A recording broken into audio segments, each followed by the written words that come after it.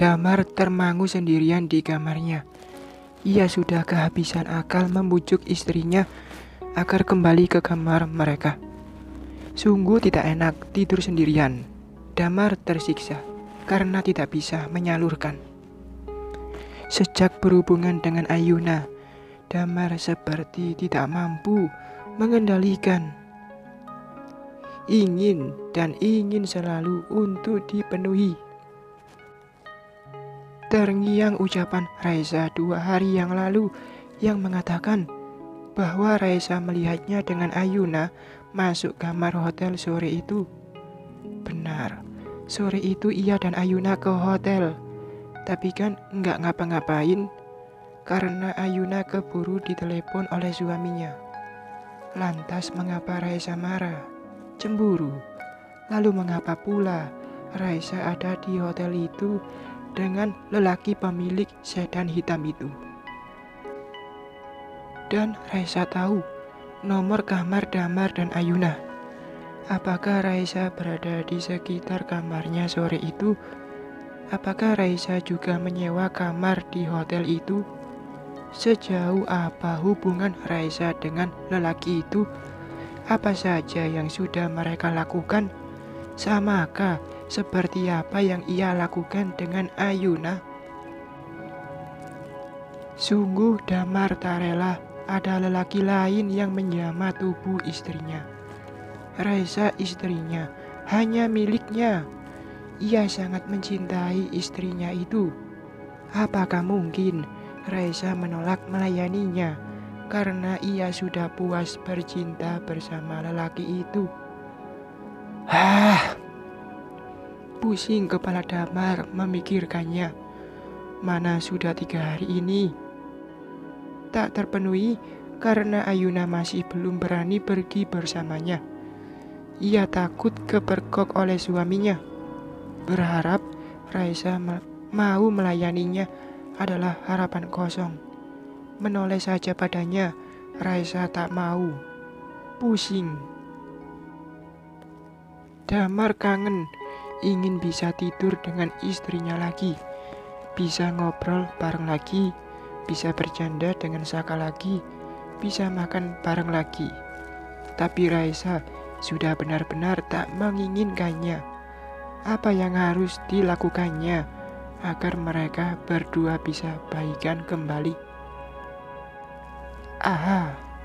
Mengapa ia tidak mencoba minta bantuan Bunda? Bunda yang bijaksana pasti bisa meluluhkan hati Raisa. Pada saat istirahat siang, Damar minta izin untuk tidak masuk siang itu. Ia harus menemui Bunda, mertuanya di Depok. Bunda menyambut kedatangan menantunya itu dengan penuh keheranan. Biasanya Damar kalau datang pasti bertiga dengan Raisa dan Saka. Dan itu pun mereka datang selalu hari libur sebab Damar harus bekerja di kantornya. Setelah memberi salam, Damar mengikuti Bunda masuk. Siang itu hanya ada Bunda dan Bi Anin yang ada di rumah. Vita sudah pindah ke rumah suaminya. Rasaf pun lebih sering di rumah Damar di Bekasi. Jadi di rumah itu hanya ditempati oleh ayah, Bunda dan Bi Anin, saudara jauh Bunda yang membantu-bantu di rumah itu. Sudah makan, Dam? Belum Bunda. Ayo makan dulu. Bunda juga belum makan. Bertiga dengan Bi Anin mereka makan siang. Masakan Bunda selalu enak-enak dan hobi memasaknya itu turun pada Raisa yang juga pintar memasak. Selesai makan, Damar duduk di ruang keluarga. Tak lama, Bunda menyusulnya duduk di situ. Ada angin apa nih yang membawamu datang siang-siang sendirian ke sini? Bunda bertanya setelah beberapa saat saling berdiam diri. Saya mau minta nasihat dan petunjuk Bunda, masalah saya dan Esa. Setelah mengumpulkan keberaniannya, Damar bicara juga. Bunda mengerutkan keningnya. Dia sudah mengira bahwa antara Esa dan Damar sedang ada masalah. Tanda-tandanya sudah terlihat sejak acara pernikahan Revita tempo hari. Sudah begitu beratnyakah masalah mereka sampai Damar minta bantuannya? Kalian sedang ada masalah? Sudah berapa lama? Belum lama sih Bunda.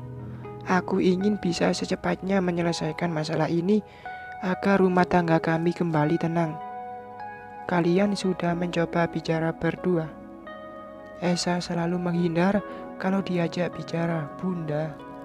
Lama Bunda terdiam, mengira-ngira apa yang jadi permasalahan dalam rumah tangga Raisa, putri sulungnya itu. Selama ini, rumah tangga Esa dan Damar terlihat baik-baik saja, malah selalu mesra. Bunda tahu bahwa keduanya sama-sama cinta pertama. Kira-kira masalah apa yang terjadi?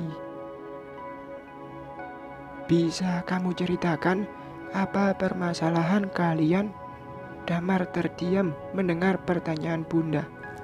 Sepertinya Esa punya teman lelaki di luaran sana, Bunda. Lirih suara Damar. Bunda terkejut, tak menyangka hal itu terjadi. Yang ia tahu, Esa sangat mencintai Damar. Meski Esa tidak pernah cerita, tapi Bunda tahu bahwa Raisa bekerja keras membantu mencari nafkah untuk memenuhi kebutuhan rumah tangga mereka. Damar belum lama bekerja di bank tersebut. Gajinya pasti tidak mencukupi memenuhi gaya hidupnya. Kredit mobil mewah, beli pakaian mahal, dan Damar masih harus membantu keuangan orang tuanya.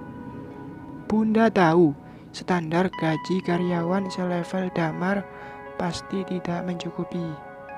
Esa tidak pernah mengeluh akan hal tersebut. Ia tetap menjadi istri yang berbakti pada suaminya. Kok tiba-tiba Damar membawa berita tak menyenangkan ini? Maksudmu Esa berselingkuh? Saya tidak menuduh seperti itu, Bun. Tapi beberapa kali saya memergoki mereka bersama. Saya juga pernah melihat mereka di hotel di Bekasi. Sudah beberapa waktu belakangan ini, Esa tidak lagi peduli dengan keadaan dalam rumah. Kadang seharian ia pergi, pulangnya selalu diantar lelaki itu. Tak pernah lagi ada makanan di meja makan.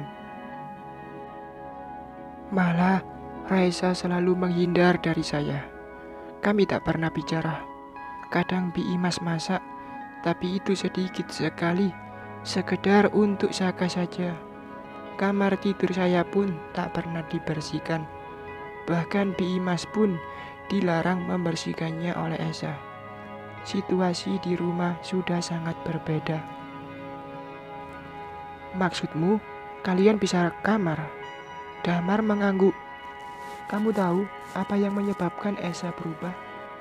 Mungkin karena terpengaruh oleh lelaki itu, Bunda. Kamu bisa membuktikan tuduhanmu itu. Bunda tak ingin terpancing oleh cerita Damar sebelum memutuskan sesuatu. Ia harus mendengar penjelasan dari kedua belah pihak dulu. Ia tak akan memihak Raisa anaknya dan tak pula memihak Damar. Yang salah akan ditegur. Cepat-cepat Damar mengeluarkan ponselnya, lalu memperlihatkan beberapa gambar pada Bunda. Bunda memperhatikan gambar-gambar tersebut. Bunda rasa tidak ada yang aneh dengan foto ini.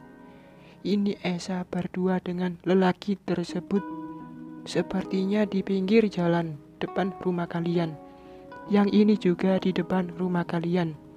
Mungkin di hari yang berbeda, sebab pakaiannya juga berbeda.